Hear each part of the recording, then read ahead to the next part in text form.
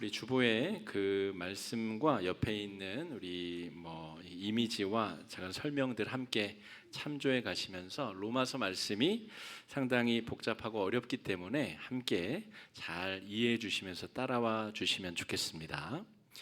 우리 3주째 로마서 말씀을 살피고 있는데, 로마서는 바울이 세우지 아니한 로마에 있는 그리스도인들에게 바울이 복음의 정수에 대해서 아주 논리적으로 아주 정말 확실한 확신을 가지고 기록한 복음에 대한 정수입니다. 복음을 이렇게까지 자세하게 잘 설명할 수 있을까라고 하는 내용을 담고 있습니다. 2주 전 7장 뒷부분을 설명하면서 영적 사춘기에 대해서 제가 설명드렸습니다. 기존에 자기가 가지고 있었던 남을 통해서 주어진 세계관, 그것이 이제 자기의 세계관이 확장되면서 그 둘 사이에 충돌이 벌어지는 것을 우리가 성장 발달 단계에 경험하는 사춘기라고 부릅니다.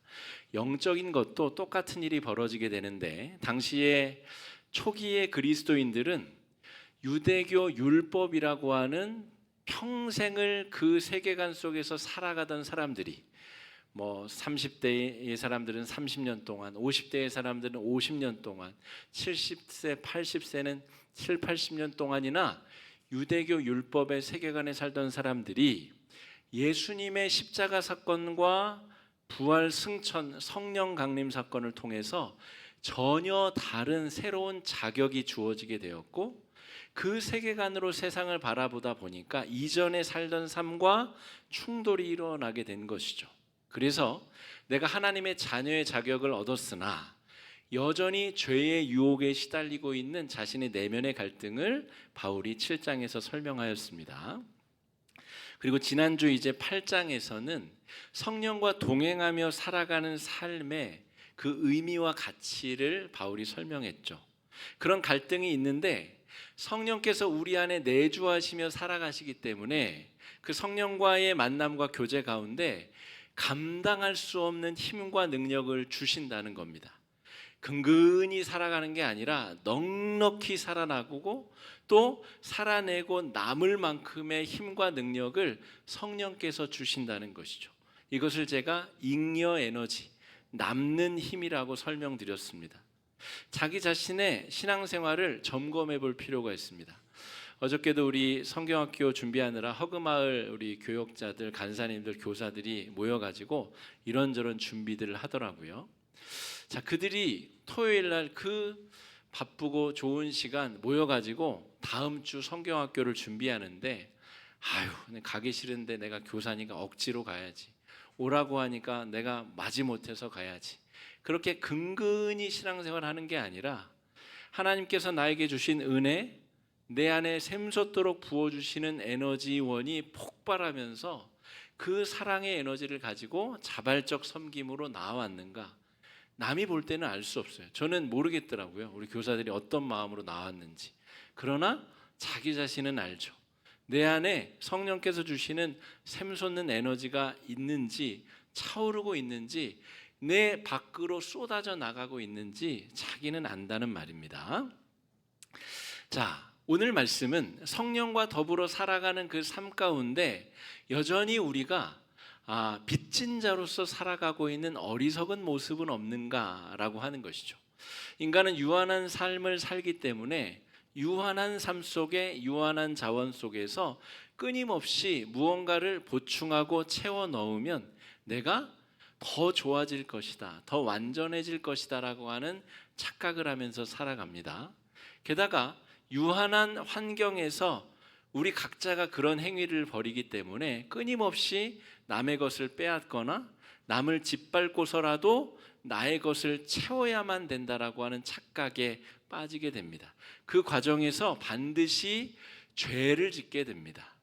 마음의 죄든 행위의 죄든 우리가 가진 유한한 상황 속에서 내가 건강하게 살기 위해서 반드시 죄와 연관될 수밖에 없다라는 것이죠.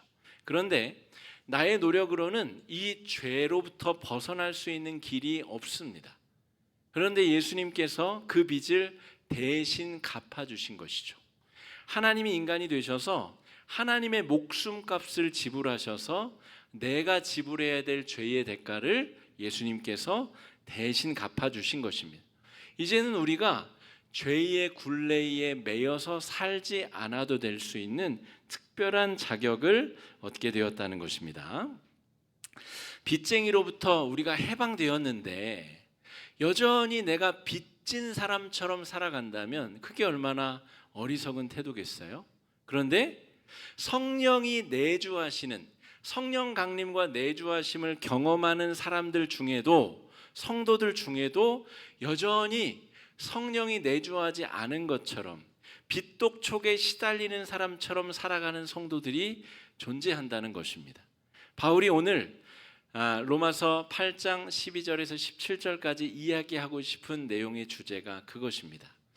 2006년에 타짜라는 영화가 개봉했습니다. 한국 영화사에 길이 빛날 작품이라고 저는 생각을 하는데, 2006년 그 타짜라는 영화에 제가 그 영화의 완성도가 너무 높아서 여러 차례 봤습니다.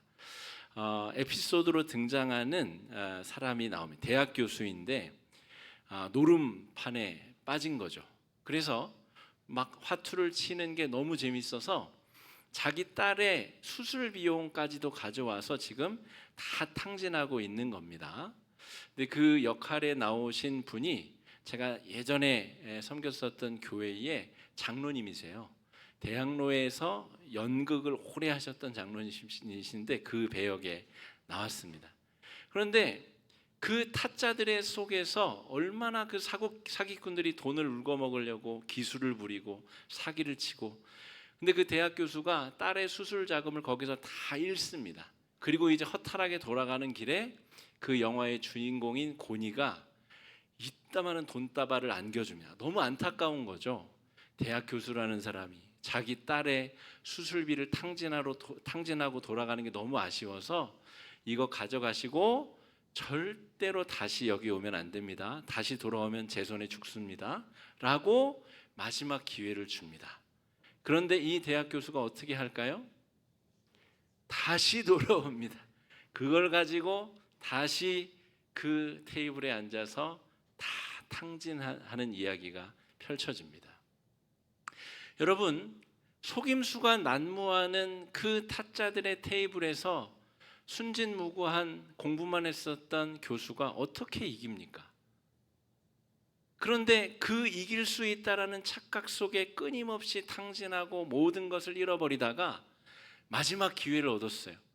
딸을 수술시킬 수 있는 그 돈을 은혜 중에 얻었는데 그걸 가지고 다시 새로운 삶으로 나아가야 되는데 또다시 도박판에 돌아가는 모습을 보면서 여러분, 우리의 신앙의 모습을 말씀 앞에 잘 점검해 봐야 됩니다. 바울이 지금 하고 싶은 얘기는 여러분에게 임하신 성령 하나님, 그 안에 부어주시는 은혜의 가치가 얼마나 놀라운데 여러분이 그 죄를 모두 다 탕감받았는데 왜 여전히 빚쟁이처럼, 죄의 노예처럼 왜 그렇게 살아가려고 하십니까?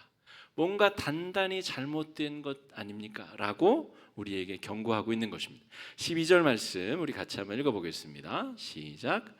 그러므로 형제자매 여러분, 만 육신의 빚을 진 것이 아닙니다. 우리는 육신을 따라 살아야 할 존재가 아닙니다. 우리가 예수님을 믿고 만나기 전에는 죄의 짐을 짊어지고 사는 사람들이었어요. 빚진 사람들이었어요. 그런데 예수님이 그 빚을 다 갚아주셨어요. 대신 갚아주셨어요. 그러니까 우리는 더 이상 세상과 죄악의 빚이 있는 것이 아니라 누구에게 빚이 있어요? 예수 그리스도께 빚진 사람들인 것이죠. 내 빚을 다 갚아주셨으니까 내가 빚진 존재는 세상이 아니라 예수 그리스도시라는 이야기를 하고 있는 겁니다. 죄악의 속임수에서 벗어나지 못하고 끊임없이 죄의 굴레에 매여 있는 사람, 예수를 믿고 성령의 은혜를 입고 성령께서 내주하심에도 불구하고 성령과의 교제와 나눔 속에서 무한한 에너지가 우리 안에 공급됨에도 불구하고 그 길을 선택하지 않고 그 이전에 내가 죄의 굴레에 매여 있었던 상태로 돌아가려고 하는 어리석음, 그곳으로부터 우리가 돌이킵시다, 벗어납시다, 온전케 됩시다 라고 하는 이야기를 하고 있는 겁니다. 13절 말씀 같이 한번 읽어보겠습니다. 시작. 여러분이 육신을 따라 살면 죽을 것입니다. 그러나 여러분이 성령으로 몸의 행실을 죽이면 살 것입니다. 여러분, 성령께서 우리에게 임하시기 전에는 예루살렘 성전으로 찾아갈 때 그냥 가면 안 되죠. 제물을 끌고 가야 됩니다. 그리고 그 제물에 목을 긋고 피를 다 쏟은 다음에 제사장에게 전해주면 제사장이 그것에 각을 뜨고 제사를 드려줘야 나의 죄가 임시적으로 사해졌습니다. 그런데 예수님이 십자가 위에 달려 돌아가시면서 성소와 지성소를 가로막고 있는 휘장이 찢어지면서 우리 몸이 성전이 되었고 우리 몸에 성령께서 내주하시게 되었습니다. 그러므로 우리는 시간만 있으면, 눈만 감으면 언제든 성령 하나님께 우리의 죄를 자백하고 죄의 권세로부터 해방될 수 있는 은혜와 길을 얻게 되었다라는 것이죠. 그런 은혜를 우리가 얻었는데 여전히 아이고 짐승 잡아가지고 예루살렘으로 가야지, 그러고 있다면 얼마나 어리석은가라고 하는 것입니다. 여러분, 육신을 따라 사면 우리가 죽을 것인데 성령을 따라 살면 성령 안에서 우리는 무한한 자유와 죄에서의 해방과 은혜를 누릴 수 있다는 것이죠. 여러분, 저와 여러분 우리는 다 죽습니다. 예수 믿어도 죽고 안 믿어도 죽고, 모든 사람이, 어떤 권력자도 죽고, 어떤 자기 몸을 아주 소중히 대하는 그런 사람도 결국엔 다 죽습니다. 그런데 성령 안에서 우리는 어떤 은혜를 얻게 되었냐면 이 땅에서의 죽음이 끝이 아니라 하나님 나라의 유산을 상속할 것이라고 하는 은혜를 발견하게 되었습니다. 예수님이 십자가에 달려 죽으신 후에 사흘 만에 부활하셨습니다. 그리고 40일 동안 여러 사람들에게 부활의 자신의 몸을 보여주셨습니다. 12 제자들에게만 보여주신 것이 아니라 사도행전에 보면 500여 형제들에게 일시에 부활의 몸을 보여주셨고 120문도가 보는 앞에서 예수님이 하늘로 승천하셨습니다. 그러니까 부활의 예수님을 본 사람들이 한두 명이 아니라는 것이죠. 사람이 죽었는데 다시 살아날 수 있다는 것을 보여주셨고 산채로 하늘로 승천하는 모습을 수많은 사람들이 함께 목격하게 되었다는 것이죠. 그것을 통하여 우리는 이 땅에서의 죽음이 끝이 아니라고 하는 명확한 사실을 알게 되었습니다. 새로운 세계관이 우리에게 열리게 되었다는 것이죠. 이 땅에서 우리가 그동안 그렇게 얻으려고 애쓰고 집착하고 노력했던 것들이 그게 다인 줄 알았는데 그게 다가 아니라 그건 너머에 영원한 하나님 나라의 유산이 우리에게 상속될 것이라는 이야기를 우리가 듣게 되었다라는 것이죠. 그러므로 여러분, 구원을 받은 우리가 여전히 육신의 법을 따라 사는 것은 온당한 태도가 아닙니다. 뭔가 단단히 착각하고 오해된 상태로 살아가고 있다는 것이죠. 여러분, 우리는 우리 안에 내주하시는 성령님을 통하여 하나님의 자녀가 되었고 죽음 너머의 영원한 하나님 나라를 예수 그리스도와 공동 상속하게 될 상속자가 되었다라고 하는 겁니다. 오늘 설교의 주제가 조금 특이하죠. 연금식 조건부 유산 상속자인 그리스도인. 이게 무슨 말인지는 조금 이따가 설명을 드리겠습니다. 우리가 하나님 나라의 상속자들인데 우리는 어떤 상속자들인가라고 하는 것이죠. 여러분, 복권을 사서 운 좋게 800만 분의 1을 뚫고, 그 경쟁을 뚫고, 우리 지금 대한민국의 로또 시스템은 800만 분의 1, 한 명만 수십억의 1등에 당첨될 수 있습니다. 그러니까 그 확률을 뚫고 내가 1등이 된다는 것은 뭐 진짜 어려운 일인 거죠. 제가 그래서 몇 년 전에 이 복권을, 요 로또를 한번 사본 적이 있습니다. 당연히 안 됐죠. 그 이후로는 산 적도 없고 뭐 살 일도 없지만 어떤 마음으로 이걸 사고 긁는지를 제가 한번 해봤습니다. 근데 여러분, 그렇게 해서 그 800만 분의 1의 확률로 당첨된 사람 중에 그 재산으로 행복하고 잘 산 사람들은 열에 한두 명에 불과합니다. 그런 기사는 계속 찾아보면 찾아볼수록 많이 발견할 수 있습니다.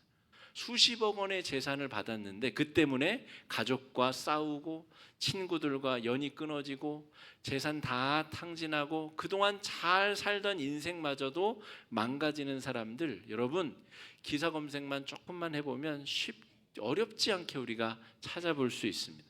근데 여러분, 복권을 우연히 샀다가 부자가 된 사람과 정말 땀의 가치와 노동의 의미를 아는 사람이 한 푼 한 푼 소중히 적금하고 투자하여서 자신의 일가를 이룬 사람, 그 돈을 대하는 자세가 같을 수가 없는 것이죠.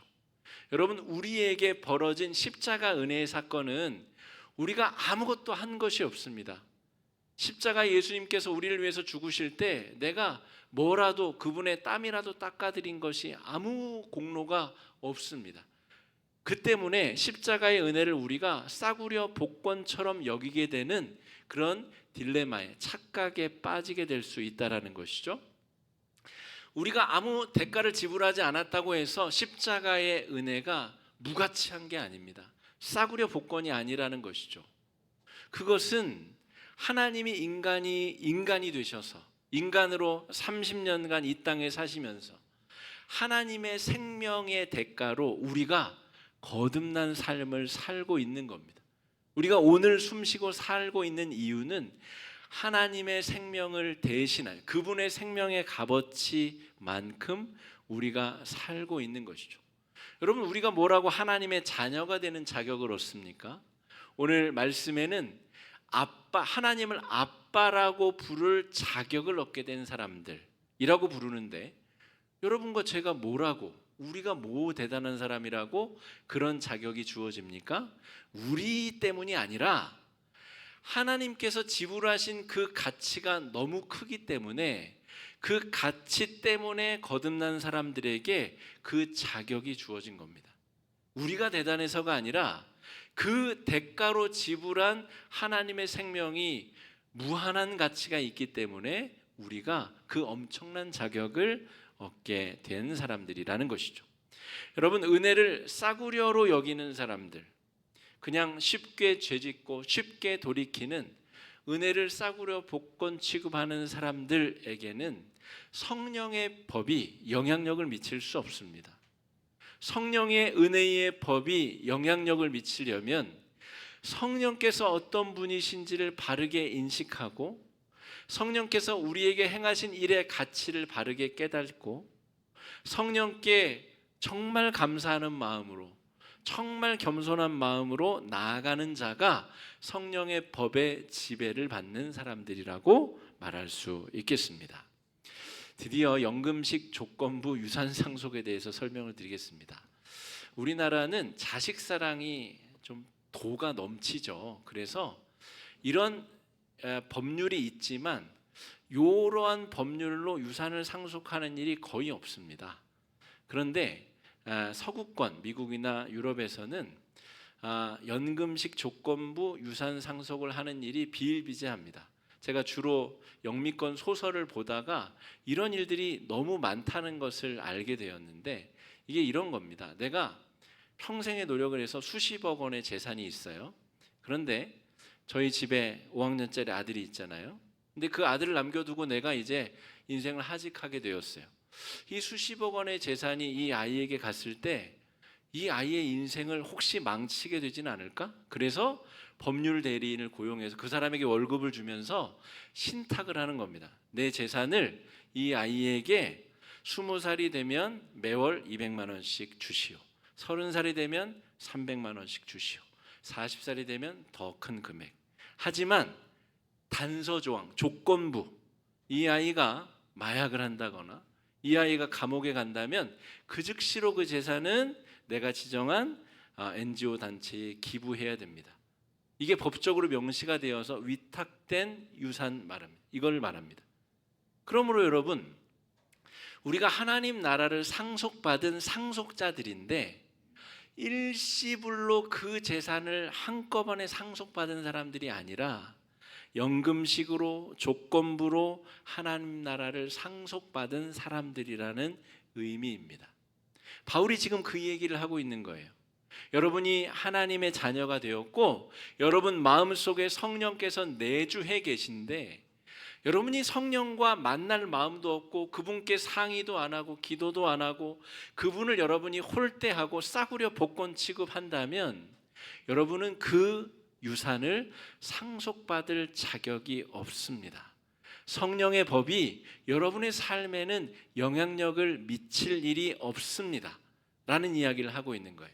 7장 8장 지난주까지 우리가 7장에서 그 내적인 갈등을 이기게 하시는 성령께서 우리 안에 내주하시고 성령께서 근근히 살아가게 하시는 정도가 아니라 잉여 에너지를 넘치도록 부어주셔서 우리로 하여금 하나님의 자녀로 능력 있게 살게 하시는데 우리가 그 성령님을 어떻게 대하느냐에 따라서 우리는 이 조건부 연금식 하나님 나라를 얼만큼 어떻게 상속할 자들인지를 내가 스스로 결정할 수 있다는 이야기를 하고 있는 겁니다. 여러분, 우리가 수많은 어려움과 문제들 가운데 둘러싸여져 있죠. 목사는 기도 제목이 없고 어려움이 없을까요? 그렇지 않습니다. 여러분, 그 어려움들에 내가 가장 먼저 생각나는 존재, 가장 먼저 상의할 존재, 가장 먼저 내 마음을 아뢰고 토로할 존재가 성령 하나님이신가를 이 말씀 앞에 우리가 물어야 됩니다. 내 사랑하는 가족도 있고 친구도 있고 친척도 있고 나를 도와줄 만한 능력 있는 사람들이 많을지라도 가장 우선순위 영순위에 성령 하나님께서 위치해 계신가? 이 말씀은 우리에게 그걸 묻고 있는 겁니다. 여러분이 하나님을 아빠라고 부를 자격까지도 얻은 사람들인데 여러분 실제로 성령님께 그렇게 나아가고 있습니까? 여러분이 그 어마어마한 유산을 상속받았는데 매일매일 그 유산을 잘 받고 쓰고 누리고 여러분뿐 아니라 여러분 주위에 있는 많은 사람들에게 그 유산을 흘려보내고 나누고 축복의 사람으로 살고 있습니까? 라고 묻고 있는 겁니다. 15절 말씀 같이 한번 읽어보겠습니다. 시작. 여러분은 또다시 두려움에 빠뜨리는 자녀로 삼으시는 영을 받았습니다. 그래서 우리는 그 영으로 하나님을 아빠, 아버지라고 부릅니다. 여러분 5학년 제 아들이 뭐 약속을 하나 어겼다고 해서 야, 너 이제 호적에서 판다. 넌 내 아들 아니다. 여러분 그런 관계를 부모 자식이라고 할 수 있나요? 여러분 어떤 율법적 결과가 그 관계를 규정하지 못한다는 이야기를 하고 있는 겁니다. 부모는 자식을 위해서 목숨까지도 내어놓을 수 있는 존재죠. 그래서 그 관계는 무엇을 했느냐 안 했느냐, 잘생겼냐 못생겼느냐, 이랬느냐 저랬느냐 이걸로 결정될 수 있는 게 아니라는 것이죠. 그 관계의 수준이 그 사람과 하나님과의 관계를 결정짓는다는 이야기를 하고 있는 겁니다. 그래서 여러분 축복의 본질은 유형적 자산이 아닙니다. 내가 얼마나 복을 받았는가, 내 재산이 얼마인가, 내가 무슨 차를 타고 다니는가, 내가 어떤 의미 있는 결과들을 만들어냈는가. 사람들 사이에서는 그런 것들이 중요하게 영향력을 미치죠. 직업이 뭔가, 돈이 많은가, 저 사람의 자녀들은 잘 됐는가. 그런데 여러분 그런 것들은 본질적일 수 없습니다. 하나님을 아빠라 부를 수 있는 자격이 우리가 받은 축복의 본질이라는 것이죠. 사방이 다 막혀버린 곳에서 여러분 그런 간증 들어본 적 있으세요? 죽을 병에 걸렸다, 암에 걸렸다가 의사도 의아해할 정도로 암이 씻은 듯이 나은 사람, 여러분 저는 교회 안에서 여러 명 봤습니다. 의사도 이해도 못하고 설명도 못하는 일이 우리 안에 벌어지는 일, 여러분 그 기적의 역사를 가능하게 하신 성령의 역사, 그분이 우리 안에 살고 계신데 그 길을 마다하고 왜 엉뚱한 곳에서 희망을 발견하려 하고 소망을 찾으려 하고 우리의 만족을 얻으려고 합니까? 바울이 이 질문을 우리에게 던지고 있습니다. 17절 말씀 같이 한번 읽어보겠습니다. 시작. 자녀이면 상속자이기도 합니다. 받으려고 그와 함께 고난을 받으면 우리는 하나님이 정하신 상속자요 그리스도와 더불어 공동 상속자입니다. 여러분, 이 표현이 얼마나 놀라운 표현인지 와 닿으시나요? 하나님과 공동 상속자입니다. 하나님 나라를 상속받을 사람들, 연금식 조건부 하나님 나라를 상속받은 사람들, 우리 안에 살아계신 성령과 우리가 매일 매순간 매초 그분과 교제 안에서 우리 삶이 마주한 고민과 질문과 어려움을 가지고 그분과 소통하고 그분으로부터 빛을 발견해서 내 삶이 또 앞으로 나아갈 수 있는 은혜를 우리가 얻었다는 것이죠. 그에 걸맞는 성령의 사람으로서의 삶을 우리가 살아낼 수 있어야 되겠습니다. 우리 교회는 목회적 강조점이 딱 하나입니다. 매일매일 말씀을 씹어먹고 그 말씀으로부터 기도 제목을 얻어서 영성을 형성해 나가는 것. 여러분, 이것 말고는 우리 교회의 강조점이 딱히 없습니다. 우리 교회는 다른 목표가 없어요. 뭐 몇천 명 교회가 돼야 된다, 몇 년 안에 교회를 지어야 되겠다, 그런 목표가 없습니다. 한 명 한 명의 성도들이 성령 안에서 말씀으로 그 영혼이 살찌고 영성이 잘 형성되면 그게 우리 교회의 목표이자 방향성입니다. 우리 안에 살고 계신 성령께서 흥이 나서 춤추고 기뻐하시며 우리를 통해서 이 땅에서 아름다운 일들을 만들어 나가는 것을 보는 것, 그것이 우리 교회가 함께 꿈꾸고 만들어 나가고자 하는 것입니다.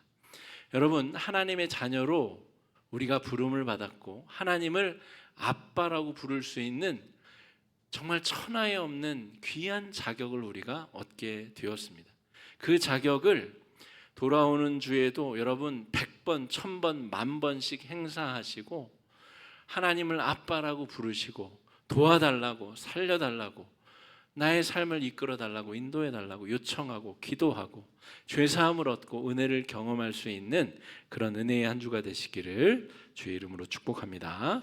이 시간에 말씀 의지해서 함께 기도하실 때에 하나님, 우리의 삶이 하나님을 아빠, 아버지라고 부를 수 있는 은혜를 누리는 자격을 행사하는 삶을 살게 해달라고 이 시간에 함께 기도하며 나아가겠습니다. 기도하겠습니다.